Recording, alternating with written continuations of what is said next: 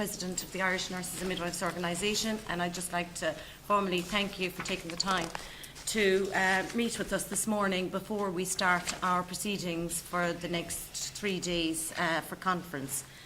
You know the top table, I'd say, by now, so I'm just going to hand over to Liam just to go through, I suppose, some of the few things that will come up over the next few days. Thanks a million. The key issue that underpins, I think, much of the debate over the next 3 days will be safe care and how that's been compromised by the staffing moratorium, how that's affecting the workloads of my colleagues behind me and of every nurse and midwife in the country.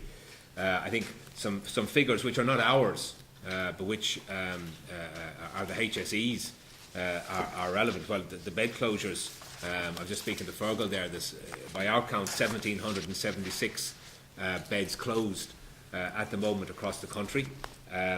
The health service in the past year has lost 4,100 staff. 967 of those, I believe, are nursing under the moratorium.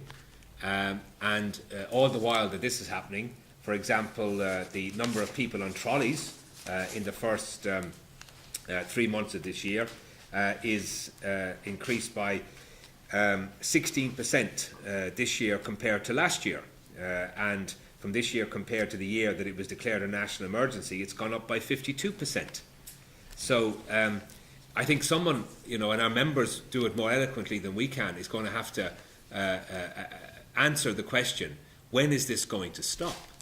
When are we going to amend the embargo so that frontline posts are protected? We cannot continue to lose 1,000 nurses a year. We cannot continue to close beds, and we cannot continue to suffer the level of A&E overcrowding.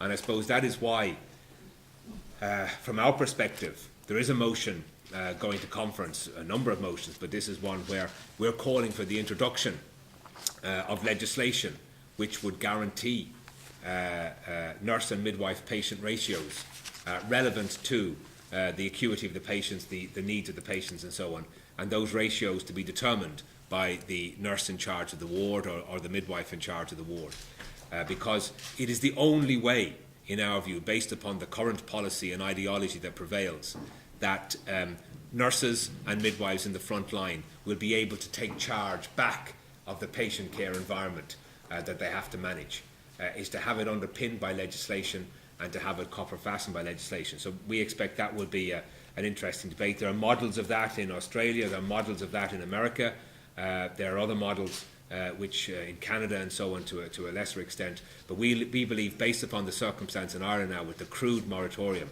that in the absence of that being amended, then legislation has got to be introduced to ensure that we have a floor of minimum services in context to the ceiling. The other issue that I think will be debated, I think, very, very vociferously at this conference will be the whole question of placement for our new graduates.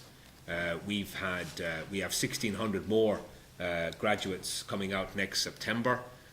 We are proposing a graduate placement programme for them as part of the jobs initiative, if you like, that the government is to announce, that these people should be retained on a 2-year contract with obviously in terms of gaining and consolidating their experience.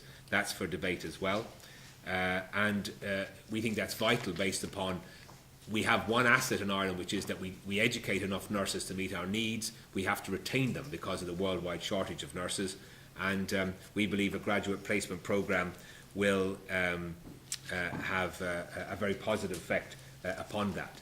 And then there are other motions, as I said, for debate about HICWA, about the amount of documentation that nurses are now having to face, the whole question of skill mix in the arena, and so on. And then we have wider motions, a motion about trafficking and so on, and the terrible difficulties and plights that causes women, and we're calling for legislation that would prosecute the men who procure sex in that environment because of that growth of that industry in this country. So there's a range of issues, some very health and very specific to us, others perhaps wider in their domain. And then, as you know, we have keynote speeches as well from Cathal McGee. Well, this afternoon we have a private debate with Pat Harvey under Croke Park, and then tomorrow we have Cathal McGee and on Friday we have the new minister, and both Mr McGee and Dr Riley will be their first visits to conference, so obviously we'll be interested to see what new dynamism they bring to the health service that has, in our view, stuttered incoherently over the last couple of years without direction, and with so much infighting between the department and the HSE at senior level as to make the work of frontline staff impossible.